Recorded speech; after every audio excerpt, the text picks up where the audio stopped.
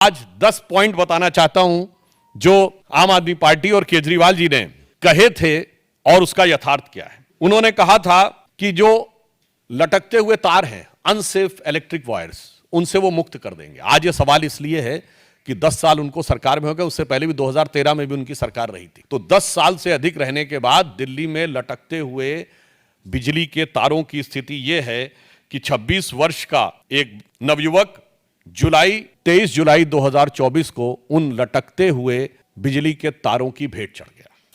दूसरा, उन्होंने दावा किया था कि 24 आवर क्लीन ड्रिंकिंग वाटर देंगे। और अभी जब गर्मी आया तो लोगों ने देखा कि उत्तर पश्चिम दिल्ली और बाहरी दिल्ली के क्षेत्रों में किस ढंग से पानी को लेकर हाहाकार था। और पत्रकारों ने भी जाके देखा।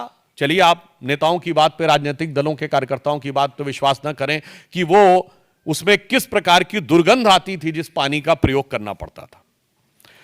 फिर इन्होंने कहा वर्ल्ड क्लास एजुकेशन सिस्टम देंगे, यह दावा किया।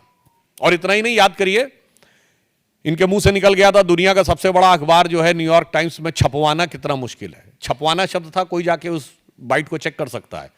तो पहले तो पढ़े लिखे मुख्यमंत्री को यह नहीं पता था कि दुनिया का सबसे बड़ा अखबार न्यूयॉर्क टाइम्स नहीं है, दुनिया का सबसे बड़ा अखबार है जापान का यामिनो शिमरी। और अमेरिका का भी सबसे बड़ा न्यूयॉर्क टाइम्स नहीं है, अमेरिका का सबसे बड़ा है यूएसए टुडे। खैर, इस अत्यधिक पढ़े लिखे मुख्यमंत्री को ने कहा छपवाना कितना मुश्किल है। और हकीकत क्या थी कि high court has reprimanded that the flawed education system, और इसमें कई चीजों को लेकर कोर्ट ने अप्रसन्नता जाहिर की। यानी दावा ये और वास्तविकता ये। फिर इन्होंने कहा मेडिकल ट्रीटमेंट को बहुत इंप्रूव करेंगे, और वास्तविकता यह थी कि कोविड के दौरान क्या हाहाकार मचा, और उस हाहाकार के ऊपर ध्यान देने की बजाय प्रचार के ऊपर सारा ध्यान था। आप सबको याद हो कि मोहल्ला क्लिनिकों में जो भ्रष्टाचार की चीजें प्रकाश में आई, जिसमें एक प्रकरण ऐसा था कि एक दिन में 539 लोगों का निस्तारण हुआ, जबकि मोहल्ला क्लिनिक 9 बजे से लेकर 1 बजे तक 4 घंटे में चलती है। 240 मिनट में 539 लोगों का निस्तारण, मतलब 20 सेकंड के अंदर डॉक्टर ने मरीज को देख भी लिया, असेसमेंट कर भी दिया, पर्चा लिख भी दिया और दवा मिल भी गई। और कौन सी ऐसी मोहल्ला क्लिनिक थी जिसकी इतनी कैपेसिटी थी कि सीसीटीवी फुटेज दिखा जाए कि 539 लोग आके कहां खड़े हो गए थे। यह यथार्थ था। उसके बाद उन्होंने कहा पोल्यूशन फ्री एनवायरनमेंट देंगे। आज स्थिति यह है, इसमें कुछ कहने की जरूरत नहीं है। जिस तरह इस समय जाड़े का मौसम चल रहा है, हाँ, हम ये कह सकते हैं कि हम उनको शुभकामना भी देते हैं। केजरीवाल जी का स्वास्थ्य बेहतर हो गया है। मुख्यमंत्री बनने से पहले जिस चीजें नजर आती थी, मगर दिल्ली की आबो हवा की सेहत बहुत खराब होती चली गई है। इसके बाद इन्होंने कहा कि जो कूड़े के ढेर, यानी ये छठा पॉइंट है, कूड़े के ढेर, इनको समाप्त करेंगे। और आज स्थिति यह है कि कूड़े के ढेरों की हाइट बढ़ रही थी। कुतुब मीनार से कुछ मीटर की दूरी के ऊपर, कुछ थोड़ी दूरी के ऊपर जो कूड़े का ढेर है, उसकी हाइट ऐसा समाचारों में आया कि 8 मीटर तक बढ़ गई है। 7वां दावा, दिल्ली महिलाओं के लिए सुरक्षित बनाएंगे।